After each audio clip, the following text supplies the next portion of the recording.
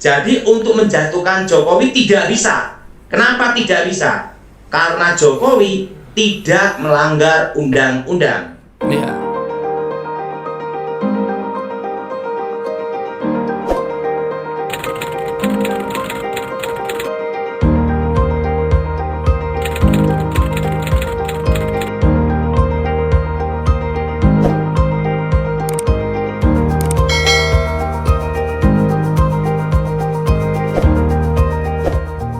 Thomas, Iya, Pak. saya kan pernah di pengamanan presiden, tidak lama lah. Saya itu 10 tahun. 10 tahun, Pak. Aktif ya, Pak? Dan sama Pak Pramono Edi Wibowo, saya sama-sama sama beliau itu tidak lama, Thomas. 15 tahun. Nggak lama tapi Jadi saya 15 tahun ya. Tugas resmi sama Pramono Edi, saya sama beliau itu 10 tahun. Ya. Karena langsung sama Pramono Edi. Jadi untuk kudeta, Thomas ya, Iya. itu tidak semudah yang dikatakan. Untuk suatu kudeta yang nomor satu, Iya, Pak. Nomor 1. bila presiden berkhianat. Perlu Thomas tahu bahwa Presiden Jokowi tidak berkhianat. Tidak berkhianat ya, Pak. Presiden Jokowi melakukan sesuai undang-undang. Ya. Jadi untuk menjatuhkan Jokowi tidak bisa. Kenapa tidak bisa? Karena Jokowi tidak melanggar undang-undang Iya. dan tidak berkhianat. Ingat ya? Iya, Pak. Jadi untuk menjatuhkan presiden itu saya pastikan tahun ini ya, Thomas ya. Iya. Tahun ini ya, tidak bisa. Karena Jokowi melaksanakan tugasnya sebagai presiden sesuai undang-undang. Undang. Jadi tidak melawan hukum. Nah, tidak berkhianat. Nah, kedua, ada namanya operasi intelijen. Ya, untuk suatu kudeta itu ada namanya operasi intelijen. Nah, operasi intelijen itu gimana? Dari luar dan dari dalam. Nah, kalau dari luar itu kekuatan asing itu sangat berpengaruh juga, terutama Amerika. Iya.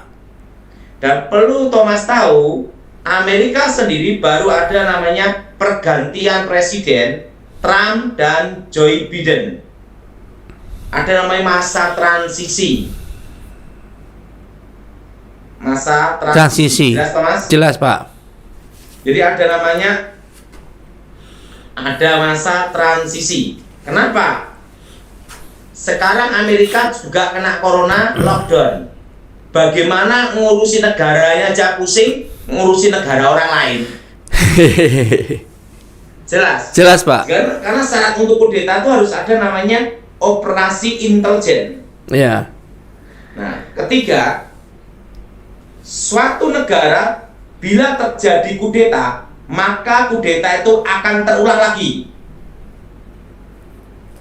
Contohnya itu di Thailand. Betul, Thomas? Betul.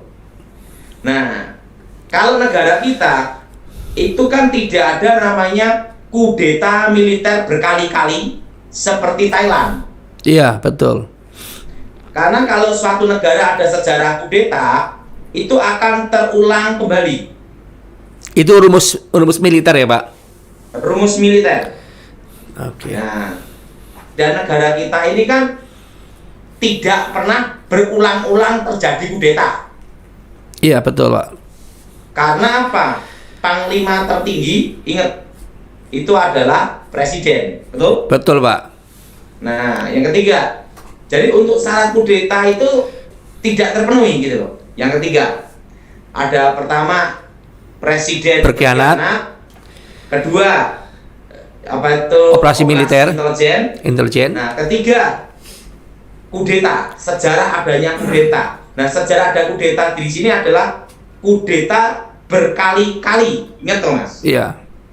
Arti kudeta berkali-kali itu seperti Thailand gitu loh. Iya. Makanya suatu negara kalau ada kudeta itu akan terulang lagi. Iya. Nah, yang keempat, ini rumus ya. Rumus Pak ya. Rumus. Yang keempat, ya, jaringan teroris, jaringan teror pendana dari luar dari dalam itu sudah banyak terputus. Yang ada sekarang itu hanya kelompok-kelompok sel, namanya sel tidur.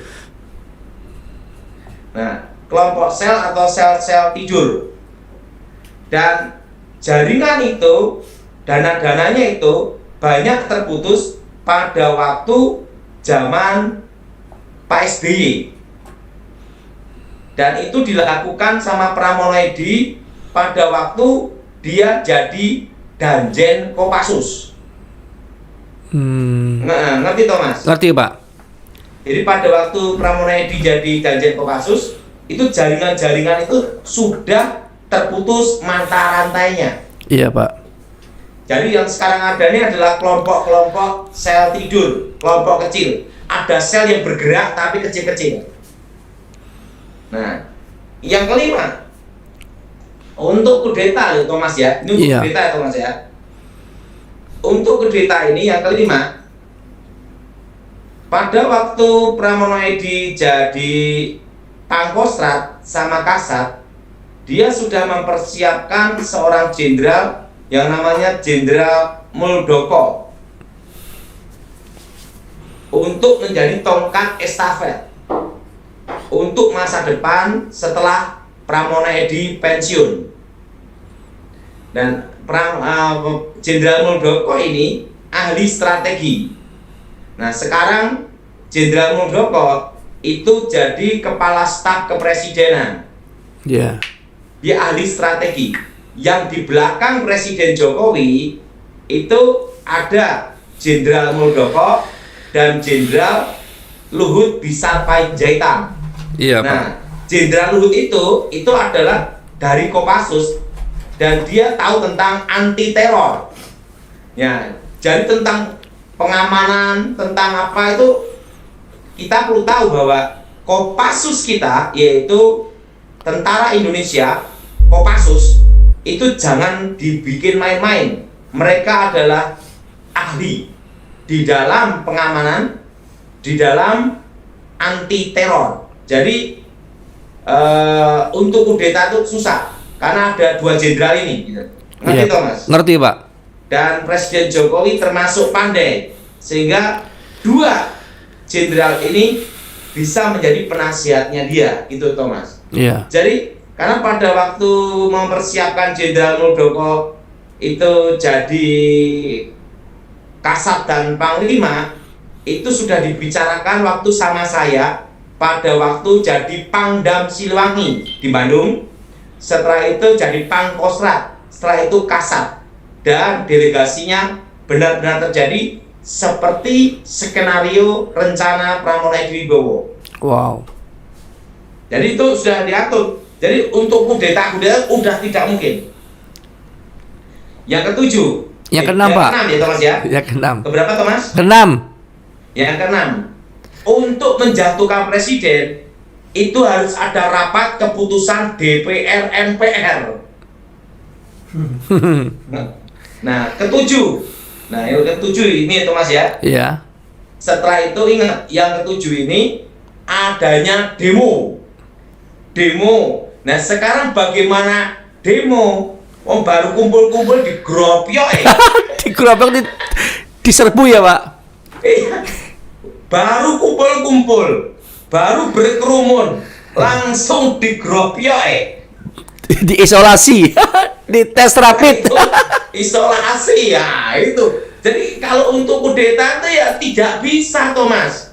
Iya. Yang demo aja susah. Yang demo susah. Ngerti Thomas? Iya Pak. Jadi bagaimana mau demo? Dan pendananya siapa? Karena kondisi ekonomi seperti ini. Buru-buru mau ngasih dana demo, mikirkan makan sendiri aja, berdoa dulu. Ngerti Thomas? Ngerti Pak. Nah, ini yang ketujuh ya Thomas ya. Yang Iya. keberapa, Thomas? Yang ketujuh Pak. Yang 7. Yang ke-8? Jadi untuk itu yang sekarang berapa? Yang ke-8, Pak. Nah, ke-8. Nah, setelah itu ke-7. Yang ke-8. Untuk syarat untuk suatu kudeta itu Mas ya. Ya. Ya Thomas ya. Iya, Pak. Itu tidak mudah. Karena apa? Keputusan DPR MPR. Setelah itu ingat, negara kita ini kondisi ekonominya seperti ini. Tidak mungkin ya. Jadi untuk kondisi ekonomi itu mempengaruhi. Jadi Thomas mau demo-demo, berkerumun, bubar. Datangin Dananya Satgas. putus mata rantai. Datangin Satgas nanti, Pak. Dan perlu Thomas tahu bahwa Presiden Jokowi sudah melaksanakan undang-undang. Ya. Jadi untuk alasan dikudeta itu tidak bisa, Thomas. Betul, Pak. Jadi itu hanya orang yang ingin baru bangun tidur ngelindur gitu. Mimpi di siang hari. Tidak bisa. Jelas, Thomas. Jelas, Dan Pak. semua itu dari antisipasi, Thomas. Iya, Pak. Nah, perlu Thomas tahu, jalur perdagangan senjata, kan saya pernah ada tugas, jadi saya tahu tuh. Iya. Jalur perdagangan senjata itu lewat Thailand Selatan, masuk ke Aceh. Maka di sana itu sering ada konflik. Iya. Ngerti Thomas? Ngerti, Pak. Nah, dan perdagangan senjata yang kedua itu lewat Filipina. Nah, itu masuk jalur ke Sulawesi. Iya. Nah, mereka yang tempat-tempat perdagangan senjata udah pada lockdown. Iya.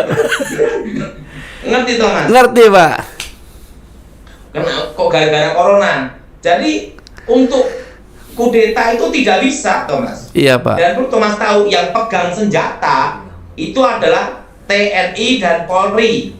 Nah, TNI itu solid. TNI adalah tulang punggung negara. Negara. Dan yang terakhir ini Thomas, Iya, Pak. oposisi sudah menjadi koalisi. Betul, Pak. Karena oposisinya sudah jadi Koalisi, teman. Lah, gimana? Yang oposisi kan bentok-bentokan. Ah. Kenapa? Jadi koalisi. Jadi menteri lagi ya, Pak? Jadi menteri Kita lagi. harus punya jiwa negarawan. Betul. Waktu mau pilihan presiden, boleh adu argumentasi. Boleh, Thomas. Boleh. Tergantung pilihanmu. Tetapi ingat, setelah kepilih siapapun presidennya, ingat, siapapun presidennya, kita harus bersatu. Ya. Itu jiwa Negarawan. negarawan. Namanya legowo. Legowo, betul. Nah, seperti Bapak Jenderal Prabowo itu legowo. Nah, dia mendukung Presiden Jokowi. Artinya oposisi menjadi Koalisi. Gitu loh. Iya, Mas. Jadi gimana mau jatuhkan gitu. Nanti waktu demo-demo gropnya corona.